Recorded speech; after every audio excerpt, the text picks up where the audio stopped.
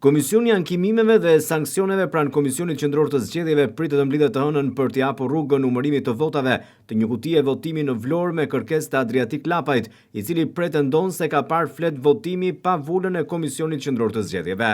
Seanca u pezullua me qëllim që të kthyer video sa i përket faktit a dalin vulat në video.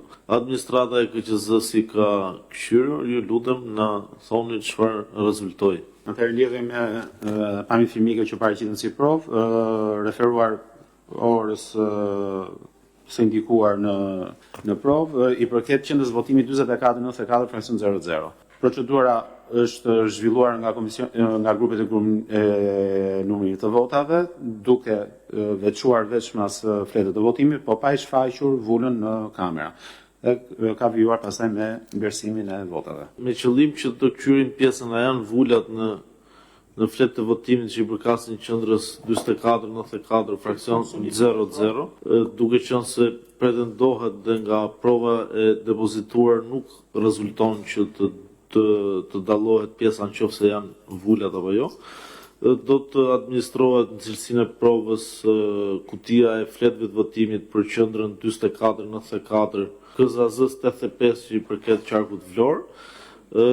Do të shfrytëzohet dhe koha edhe për palën tjetër ankuese që do i jepen provat nga ana e administratës KQZ-s si për ankimet e tjera.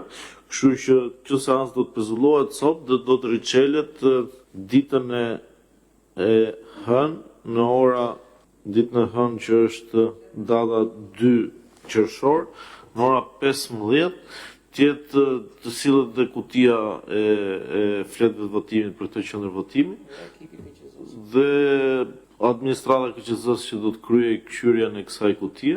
Palët mund të sjellin vëzhgues të tyre ose mjafton përfaqësuesët që janë këtu dhe të vijohet me shqyrtimin administrativ të kësaj kërkese ankimore. Ndërkaq, në mbledhjen më të fundit, Komisioni i Ankimimeve dhe Sanksioneve ka shqyrtuar kërkesën ankimore numër 39/27/2025, depozituar nga koalicioni Partia Demokratike Aleanca për Shqipërinë Madhështore, me objekt kundërshtimi i vendimit për miratimin e tabelës përmbledhëse të rezultatit të votimit në zonën zgjedhore Qarku Vlorë për subjektet zgjedhore dhe kandidatët për deputet në zgjedhjet për kuvendin e datës 11 maj. Po ashtu, Partia Demokratike kërkon pavlefshmërinë e zgjedhjeve të zhvilluara në 11 maj në zonën zgjedhore të Qarkut Vlorë, si dhe zgjidhjen e pasojave, duke urdhëruar përsëritjen e zgjedhjeve për kuvendin e Shqipërisë në të gjithë qarkun e Vlorës. Por ndërkaq 140 fituesit e 11 majit nuk po e marrin dot zyrtarisht statusin e deputetit të zgjedhur.